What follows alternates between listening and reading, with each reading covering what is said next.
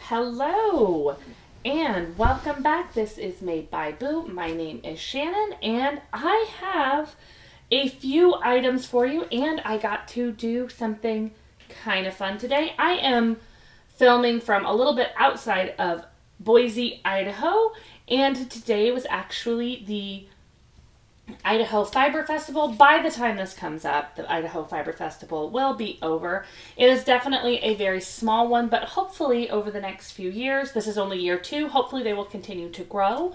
So I have 3 finished objects, 3 works in progress, and as I went to a fiber festival today, I definitely have some acquisitions to share. So I will dive right in right now.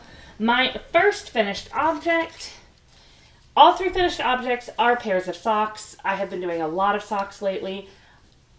It's just kind of what I've been enjoying. I do slightly want to do some other projects coming up, but I also want to do a lot of socks. So you'll probably still see a lot of socks. So the yarn that I used on this is Knitted Wit in the color Great Pumpkin and a little bit of Boss Kitty yarn in the color Snuffy. So these I made, they're technically vanilla socks. I have blocked them, but I have not finished trimming off all the ends, so probably after filming I'll go in and trim off the ends. So I did Snuffy for the cuffs. These are vanilla socks, and I held the yarn double to make them DK weight. I have not done that previously with any fingering weight yarns, but I have made DK weight socks with like DK weight yarn. So I kind of figured, oh, it's going to be fine, no big deal. Finished the first sock, and then if you look at the second sock, you will see it has a slightly brown toe.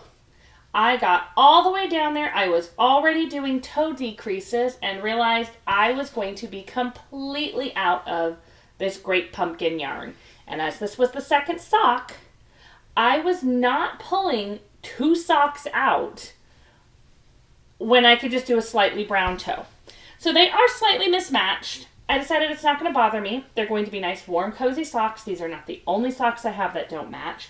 I know it would deeply bother some people, but to me it was like, nope, that is fine. I am not pulling out both of these socks. I had already pulled out this sock once. And it definitely did give me a little bit of an idea of if I do socks like this again where I hold the yarn double with itself, maybe do cuffs and heels, something like that to make sure that I don't run out of yarn. I do tend to use a slightly larger needle size than I think average when I make socks. That's just what makes comfortable socks for me. But in this case, it ended up with me having slightly mismatched toes. So like I said, I'm okay with it, and they're going to be nice and warm and cozy, and I'm still kind of figuring out my way of making DK weight socks. I've only made a couple of pairs of DK weight socks, and again, that is the first time I've held the yarn double, so maybe next time around I'll have another idea. So the next pair of socks that I have finished, these are using Leftover Cascade Heritage, and then 29 Bridges Studio in the colorway October. So I bought this main color October 2 years ago with the idea that I was going to make the socks in October. And then I was really busy and didn't get it done. And of course it felt like I can't possibly make them when it's not October. And then the next year I was going to, but I had a new yarn now that was called Libra, which I felt like I also needed to do in that Libra season. So this year I grabbed out the October, and I made sure when I was trying to decide what socks I wanted to make for the fall season that my October socks were made in October. I kind of just wanted to give them that little bit of something else since it's a very pale color, and just dug through my scraps to do a pop of color, a slip stitch heel, and then the rounded toe. I wasn't 100% sure when I picked out this dark blue since the rest of it is not really dark blues, but I think it picked up on the little blues and purples really well. So again, another vanilla pair of socks. Most of the times I do vanilla socks. Sometimes I switch it up, but most of the time it's going to be a variation on a vanilla sock. And if I switch it up, it's going to be like maybe a slip stitch or a ribbed heel, or maybe add some stripes or something like that. I do like having a very basic sock to work on. Every now and then I do see those very complicated projects and I like them on concept. But I think for me personally, I've kind of realized that a lot of what I do is because I want to relax. I want to decompress. I want something that is going to be a little mindless while I am listening to a book or watching a show or just keeping my hands busy. So hopefully you don't get tired of seeing a bunch of vanilla socks. If you do, I am sorry. There are so many wonderful creators, though, who will have very complex projects. But that is not, I don't think that's ever going to be me. Anyways, this is probably the most complex of my 3 finished objects, and that is not really saying a lot.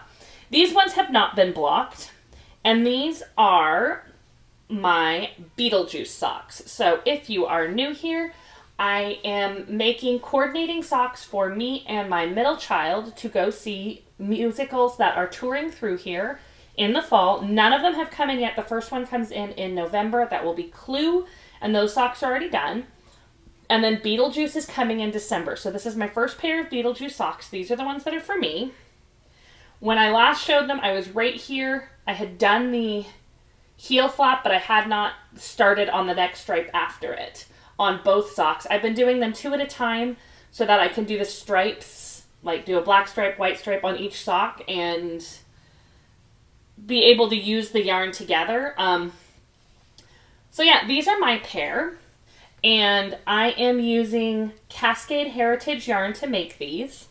And that will lead me right into my first work in progress, which is my daughter's pair of Beetlejuice socks. So, on mine, I did the pop of color, stripes, contrasting heel, and contrasting toe. Hers are going to be slightly different. Part of why they're slightly different is because we wear similar size socks, but not exactly the same. I tend to do 64 stitches around for me. She likes 60 a little bit better.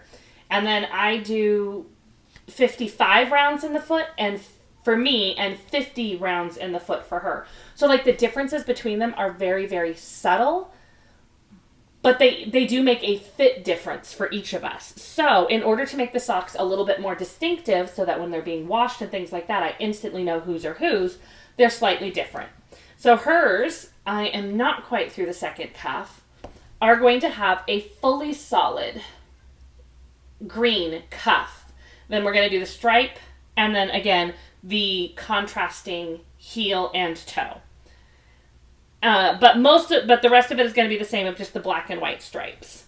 So they're not very far, just a 1x1 rib, 20 rounds so far on this one, and I haven't even hit 10 rounds on this one. And then I will start in on the stripe pattern. I do plan on doing the heel in between stripes again on hers. And yeah, there's not much to say about those. It is also the Cascade Heritage yarn.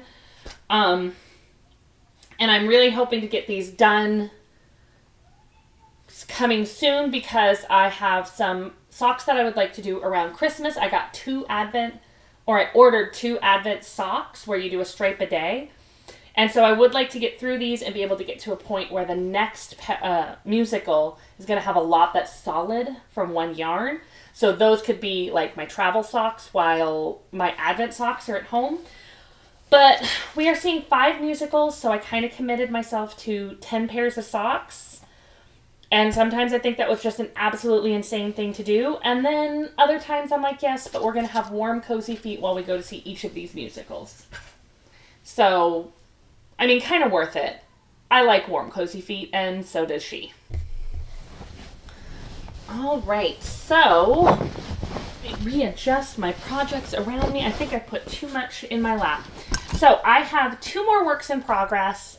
I will start with my other pair of socks. These I am kind of decently far on these. With all 3 of the pairs that I have finished, I did finish them fairly quickly after filming 2 weeks ago. So it gave me plenty of time to get solid on these. This super cute bag, I believe, is from FanGirl Fibers. It came in a Hey Boo yarn and bag set around Valentine's Day. But I really like that it's got like the glitter ghost. Sorry, got a little off track on that one. I don't think it's something that you can easily just order this bag, but you can always check out Forbidden Fibers and see if they have it. The yarn I am working with is from Maria and May Dye Works. It is a 75% superwash merino, 25% nylon. I know I do not always remember to say that, but I did this time. This is technically two different yarns. So this green is from Maria and May. And the theme was Frankenstein. This purple was sent to me as like a little bonus with a pre-order I did from Cashmere and Coconuts. It was just a mini skein. Like, I got the one little mini skein, and it was sent with some stitch markers while waiting for my pre-order. So, and I thought it would look great. I was slightly worried it would be too bright, but I absolutely love how it is turning out. So this is the first time you're seeing these socks, and they are all tangled up. I have been working on them 2 at a time. So when I do 2 at a time socks, I know a lot of people do like the 2 at a time magic loop on one big magic loop. I do not do that. I do... Oh my goodness, I am very, very mixed up there. Okay. I do 2 different needles, 2 different balls of yarn. I do just have the one contrasting, but I tend to do like cuff, cuff, and then when I'm working on the leg, I'll go kind of back and forth. So like day 1, day 2, day 1, day 2, heel, heel. Then I'm going to do gusset, gusset, and then I'll just kind of foot, foot, toe, toe until they're both done. I do not always do them in tandem like that. Sometimes I do really like to, because then it feels like they get done faster, even if they don't. But one of the reasons I don't like to sometimes is because when I am done, I will have 2 different balls of leftover yarn instead of it all being in one ball. It's not the end of the world, which is why sometimes I do it this way. But yeah, these are a vanilla sock, 1x1 rib, pop of color, contrast heel. I am not going to do a contrast toe. I don't know. When I was just looking at this, it just doesn't entirely give me confidence that I'm going to have enough for 2 toes. I might, but instead I am just going to go ahead and file this away with my scrap yarn, and I am very happy with the pop of color and the heels. The heel was just a basic heel flap. I'm going to work on the gusset a little bit later, and hopefully I will have these finished to wear very, very soon. I know I mentioned it when the yarn came in. Frankenstein is one of my all-time favorite classic novels, and I did just recently finish it. And while I know neon green and purple has nothing necessarily to do with the novel, it still makes me happy. I mean, all my various forms of Frankenstein that I keep like this, he has nothing to do with the novel. Bolts in the head are not in the novel, but I still love it, and I will keep loving it. So, anyways, slight tangent.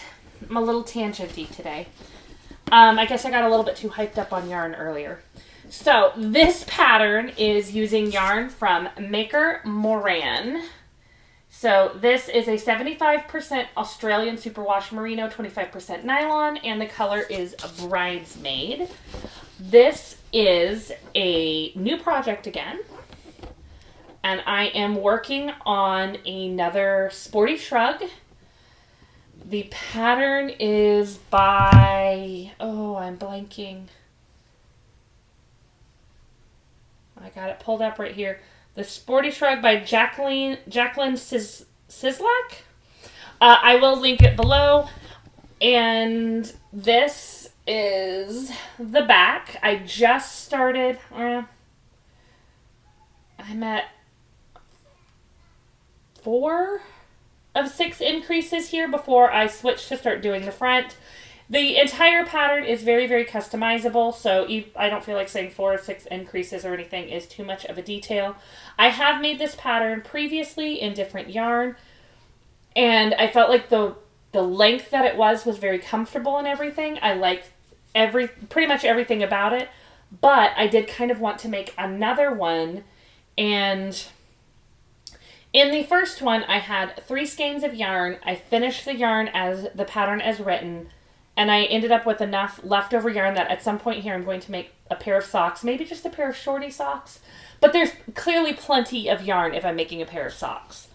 This time, my plan was similar, where I got 3 skeins of yarn.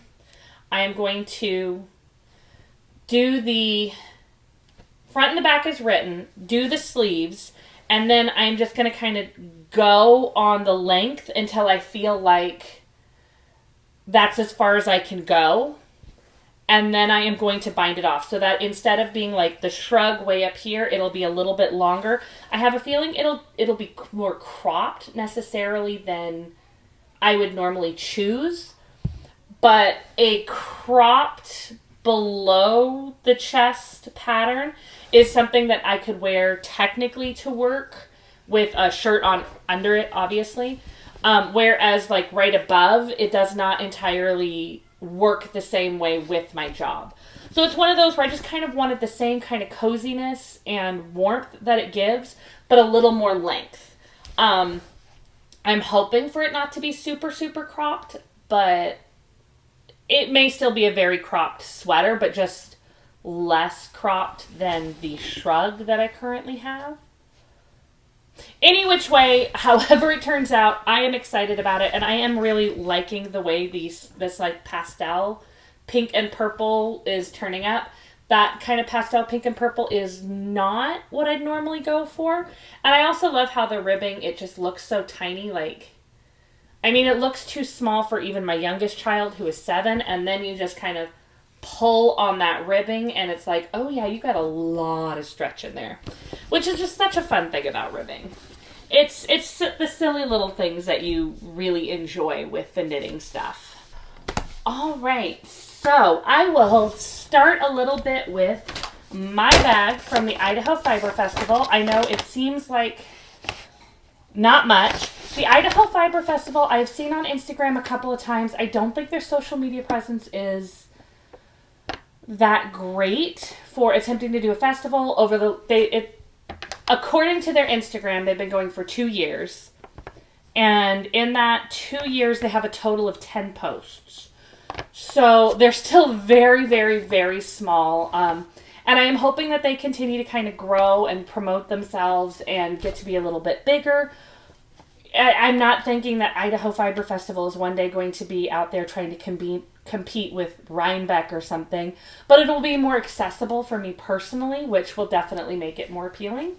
So it is a very, very small festival right now, but it was still fun to go. My youngest was kind of disappointed because she heard festival and she was thinking more like fair with rides and games, and I mean, it was tiny. There was only 4 vendors there. It fit in one little room.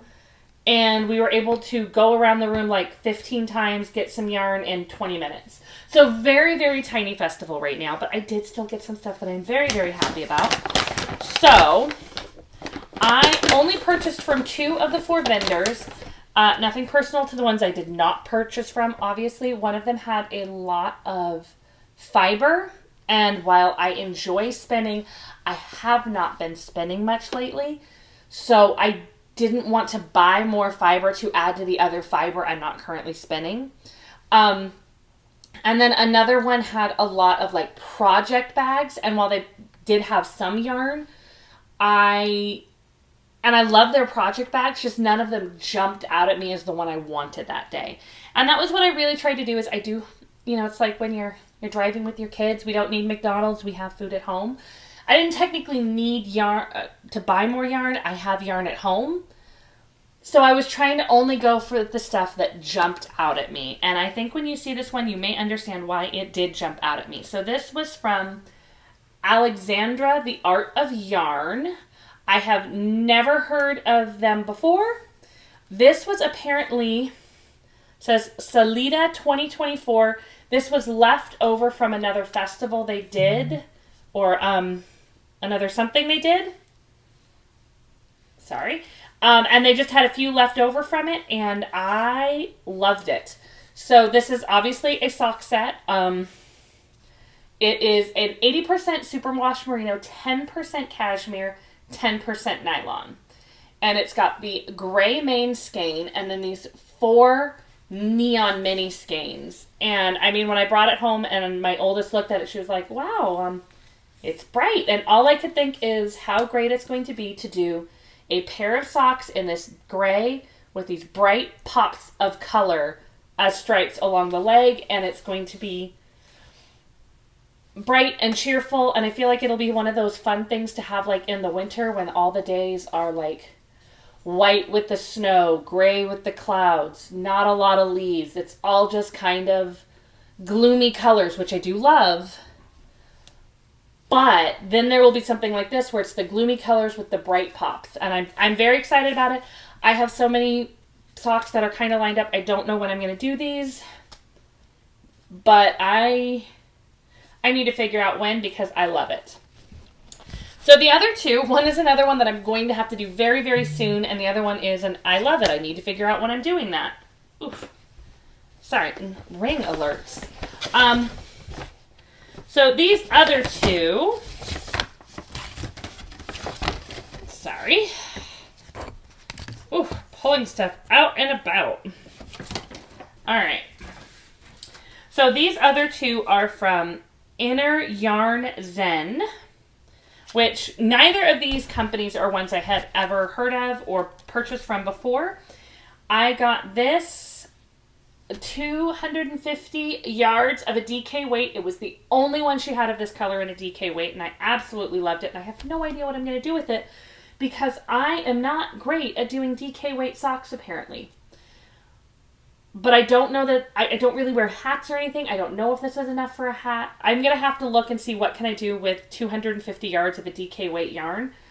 But the color was Monet. And honestly, this was one of those where it was like, sometimes you see the yarn and you see the color and you're like, that's pretty. And then you see the name of the color and you're like, oh, yeah, I love that. Now I have to get it.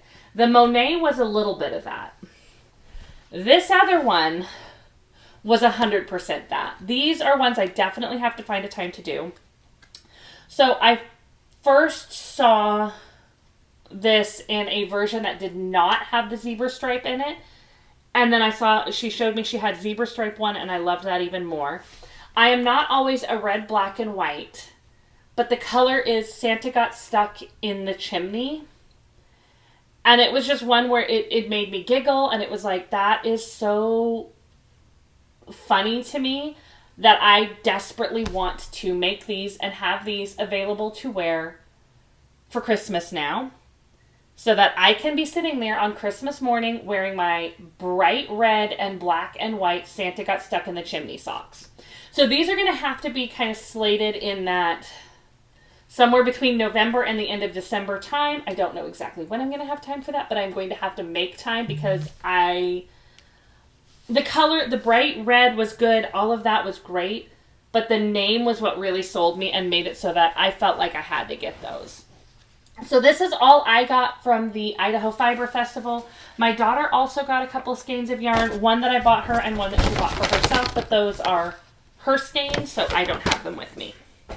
I do have one other that I'm going to show real quick here. And then after that, we're going to have to put out a spoiler alert before I show anything else. So this is my Hand-Dyed Happy Yarn Club from So Happy Jane. And this month's theme was leaf peeping. And guys, it's gorgeous. This is one that I love getting. I love her colors. I love her yarn.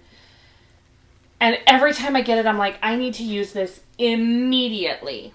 But I don't always know what to do with it. So I have a big basket of just her yarn now. So one of the little extras is this adorable little mouse with a top hat. and a little bag that says Boo. I am in love with him. I don't know what I'm going to do with him, but I love him so much. And then some knitting needle tip stoppers that are just little circles. So there's some black with glitter and some like orangey gingham. And then the yarn. Look at those. It is just so beautifully fall. I mean, I know it's one of those kind of cliche things to be like, I absolutely love fall, but I mean, it's cliche because a lot of people do love fall. And the leaf peeping and those colors, it's out here where we are right now. It is right at that time where you will be driving down the road and you'll see a tree that is still bright green right next to one that is bright red and a yellow and an orange and maybe a purple. And they're all just right there clumped together, all in their various stages of fall. And so you have all the bright colors. Like, it's not just it turned a little bit. It's that everything has turned a lot or is still turning. And I feel like she captured that. And she is a very, very local artist. So, I mean, she may have been inspired by the exact same trees that I am seeing right now. But I love it. I feel like she captured it so well. So here's my tiny spoiler alert. The first one is a super, super tiny spoiler alert. I did get 2 pre-orders in. And one of them is a advent calendar. I'm just going to kind of show the box because there's really nothing else to see. And then the other one is a Halloween night cast on that will be a little bit more spoilery there. So the first one is the Ruby and Roses advent calendar. And I was not expecting this big box. This is my first time ever getting a Ruby and Roses advent calendar. I absolutely love... Oh, there goes my list of colors, sorry. I love that it looks like one of those boxes you would get, like, Advent chocolates in or something. Like, it is fully set up where you get to poke the box and pull it out, and I absolutely loved that commitment. It's definitely a lot more packaging and everything, which is not always necessary, but it looks really, really nice. And it's the first time I've gotten an Advent calendar that had, like, the drawers that wasn't, you know, candy. The other yarn advent calendars I've gotten previously have like paper bags or little reusable bags or something like that. So this is kind of fun. It's a little bit big, so I'm not as excited about storing this for the next month and a half. But, I mean, it's a month and a half. I have the space to store it, and I just thought the big box and all of that commitment to the advent calendar was wonderful. I'm very excited, and it does make me absolutely want to open it up right now, but of course, I am not. So this is my big spoiler alert for the FanGirl Fibers Halloween Night Cast On Beetlejuice set. So I received it in the mail yesterday, which tells me that some people may not have theirs yet. Maybe everyone who is getting one will have it by the time this is posted. Maybe none of you have ordered it. When I opened the package, I did kind of expect that it might be like in tissue paper or something and figured I'd take it out of the mail and I could just have that. But it is in a clear bag in the mailer, so I could see the yarn and just kind of went for it. I do not know what the pattern that comes with it looks like yet, but if you do not want to know at all what is in it, now would be a great time to stop. So, 5, 4, 3, 2, 1. Okay. So here's the tote bag type thing it came with. It is a drawstring. And we have our sandworm on it that says, I myself am strange and unusual. It's a good size bag. I'm not sure what I'm going to end up using it for. And then I've got my little card with the pattern. So, I forgot that my camera likes to cut me off if I talk too much, and it just did. So, I am going to circle back and start over with my Beetlejuice because I have no idea when the camera cut me off. So, this is the tote bag. It's got the sandworm, and it says, I myself am strange and unusual. I've got my card, with the code for the pattern. The pattern will not be available to me until October 31st, so I have no idea what it looks like. I was hoping to see a picture just to kind of get an idea of, am I going to want to do that pattern with this yarn, or am I going to want to create my own idea with this yarn? And then I also got a FanGirl Fibers sticker. I have 3 stitch markers. My camera is absolutely not going to focus on these, but I have the purple one says, I myself am strange and unusual. I have this yellow one that says Beetlejuice, Beetlejuice, Beetlejuice. And then, of course, there is the little clear one is a sandworm. The theme does seem to be a little bit heavy on the sandworm, which I am okay with, but if the sandworm is not something you're a fan of, then maybe it's not that bad if you missed out on this one. Last chance to not see the yarn, but again, if you are getting it, it was in a clear package, so as soon as you open that mailer, you've seen the yarn. So this is the Sandworm Spiral Sock Set. So we've got 2 50-gram. Yeah. 50-gram black and white. And then 20-gram in the blue and the pink and yellow. Well, blue with a little bit of green. It was one of those where I had to double check that I was saying the right amounts. So it's definitely one of those where I would like to see what the pattern is and see if I want to do their actual pattern for it. Because if not, it would be an easy enough thing to still make any version of striped socks with these. You have plenty of yarn there to make a pair as long as you are comfortable with how you want to stripe it on your own. So that is all of my finished objects, all my works in progress, all of my acquisitions. As far as life stuff, it's mostly work. It's been very, very busy here, but we are finding time for some fun. Last weekend I had to work on the Saturday. I do not have to work Saturdays very often, but because of conferences and everything for work, that's kind of one of those compromises I do of either use my vacation time to do conferences for work, or my boss will also let us do makeup days on the weekend to help make sure we're still doing the hours we need to do. And it's a pretty good deal. It allows me to have the time that I need to do everything I need to do. So I had to work in the morning, and then we went to the pumpkin patch in the afternoon out here, and that was fun. We have some great pumpkin patches out here, but they do get a little crowded. So sometimes it's one of those where it's this big thing where it's got all sorts of fun and games and everything that are all part of the cost of entry, and then you go and buy your pumpkins. And I definitely feel like it would be nice for people like me if you could just like go and get your pumpkins instead of having the cost for everything. But I mean, I would assume if you're running a big pumpkin patch like that, you're probably doing a good chunk of your business during a couple of months a year. So I understand also why they have to make sure that it is profitable and sustainable so that they can continue to go.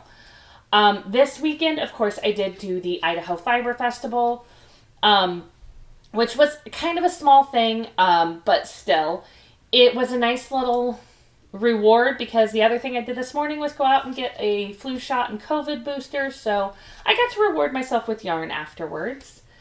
I mean, the only other thing that really is I can think of note and life stuff the last couple of weeks is we did get to meet a couple of stray kittens. They did not choose to go home with us.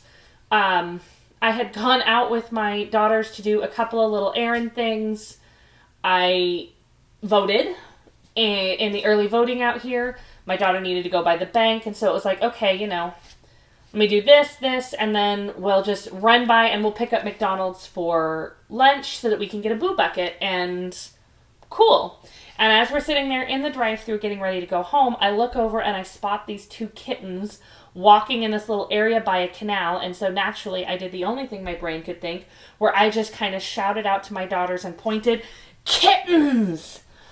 And so we finished going through the drive-thru, but we were worried about the kittens. So we kind of circled around and went to just see if we could see if they were okay, if they would come to us so that we could make sure they got a home. If they had like collars or something on them. They did not have collars. It was a little orange cat and a little black cat, and they were big enough to have fur and not be with anybody else, but not quite big enough to be out on their own. So we were kind of hoping they would come with us, but they chose not to. We named them and have become attached to them, and honestly, it's been very hard not to go back and try to see if they'd come with us. But at this point, all we can do is wish for the best.